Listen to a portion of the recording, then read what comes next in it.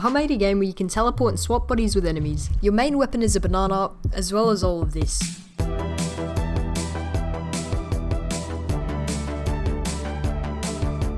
Welcome to another game dev video. Ever since I've learned Unity, I've been kind of wanting to make a project like this, and I have a couple of aspects in mind already, but we can think about all of that later when we have a working first-person controller, and that we don't at the moment. So we're gonna have to do that. Let's do that.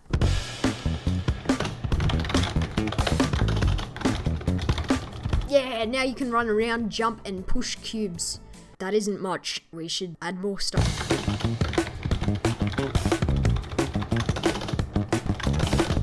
Now we have pads that launch you up into the air. And no, they're not called launch pads. No.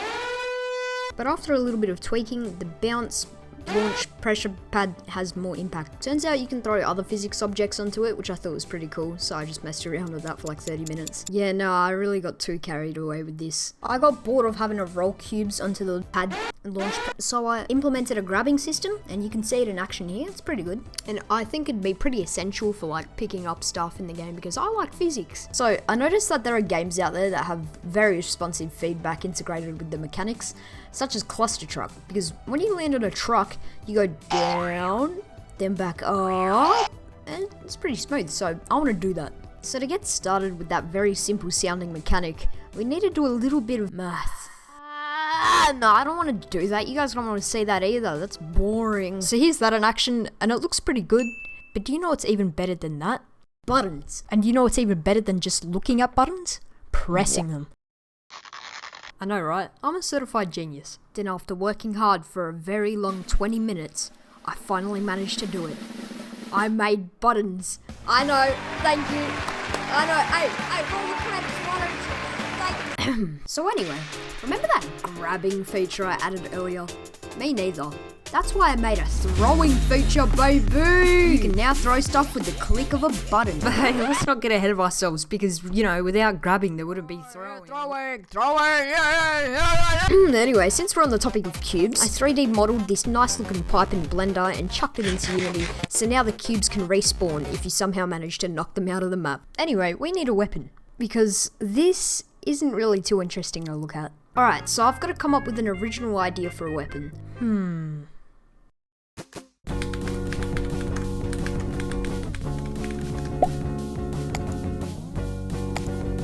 Well, that was easy. Now that that's all done and dusted, I can actually work on the animations for it and get it working in the game. So I started off by making a swinging animation, which is pretty good, but then I made the idle animation and...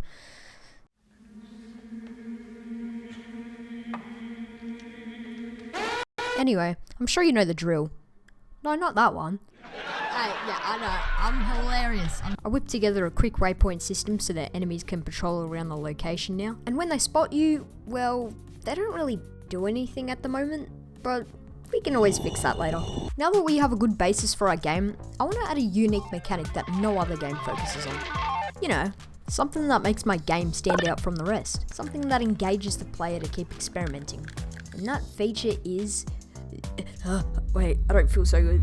Body teleportation! It might sound a bit dumb, but it's really cool. So how it works is you aim at the person you want to steal places with, then you want to hold F until the bar fills up. Hello. So this is what it looks like when I first implemented it, but I added a few changes such as an FOV change and a slow motion effect, and these really cool particles, which left it looking something like this. Already way better in my opinion. Since we now have all the essentials needed for a basic FPS, it's time to get to the fun stuff. World building. So basically, world building is just coming up with the elements that allow a fictional environment to come to life, especially in games. For example, games such as Stray, Hollow Knight, Elden Ring, and God of War. But to do this, we're gonna need a theme. I've decided to go for more of a fantasy-esque world to let my creativity roam free a little bit, and I ended up producing one of the best characters in video game history.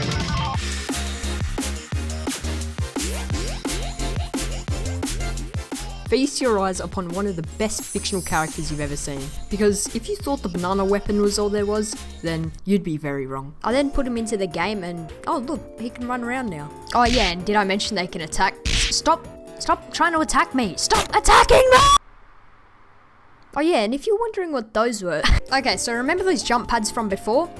Yeah, I kind of made them into mushrooms. But you know, it's cool because it fits more into what I'm going for, and they're also really satisfying to jump on. I also thought putting cloud platforms in the level would be cool, but it just started to cramp the level, so I decided to get rid of them. And I mean, after looking at the overall state of this level, I do think it's time for a rework. So I underwent some changes regarding the layout and environment of the level, which left it looking better. But on second thought, we need some more enemies to give it more variety. So I added these two new types of enemies. One is a banana that throws bananas at you, think of him as more of a ranged enemy. And the second one is a banana in a plane that follows you around and drops bananas that you have to avoid. Adding just those two enemies already made each level feel a lot more diverse, whereas the previous enemies felt a bit repetitive after a while. So I scattered the new guys in random places and it looked good, but there was still one thing missing from the game, aside from the menu. An intense boss battle. See, boss battles usually have a specific structure to them that makes them more difficult to go against as the fight goes on, but I just gave him random crazy attacks. Though, it still was a little more than that, including trial and error of getting his animations to work, how should he move, what should he move to, when does he move, until I finally had a stable boss fight in my game, which I made a dramatic entrance for and an even more dramatic exit.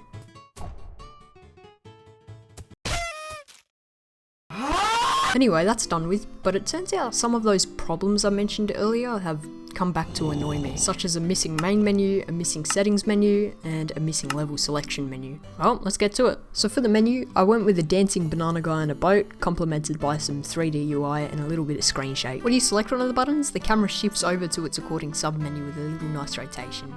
All of these camera manipulation techniques were actually made way easier using Cinemachine, so I gotta thank them for that. Also added this little guy on a floaty so the other guy doesn't feel lonely. Anyway, to make the level selection menu look better, I grabbed some quick top-down screenshots from each level and displayed them in order, which actually looks a lot better. So that was basically it for the menu. I put some hills in the background and modelled a boombox for the boat, but there was just one problem.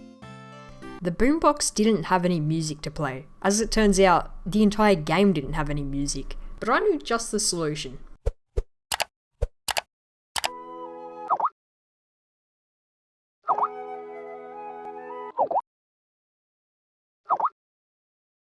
Yep, and that's exactly how that conversation went. So a couple days later, he sent me the 2 tracks for the game, which actually sound pretty good.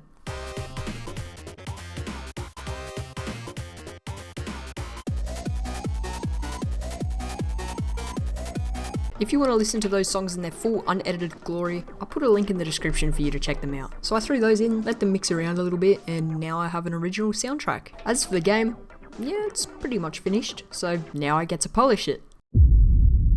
You probably don't want to hear about the boring stuff like removing bloated files or rebuilding the game 100 times, but for the slightly more fun stuff, I gave the player a weakness against water so you can't just swim away, and noticed that the banana attack cooldown was a bit lengthy, so I added a second swing animation and... Okay, yeah, maybe not. So all I had to do from there was build an itch.io page for the game, and there you go, it's finished. If you want to go play it, link to the game's in the description, and that's basically it for this video. Thanks, and see ya.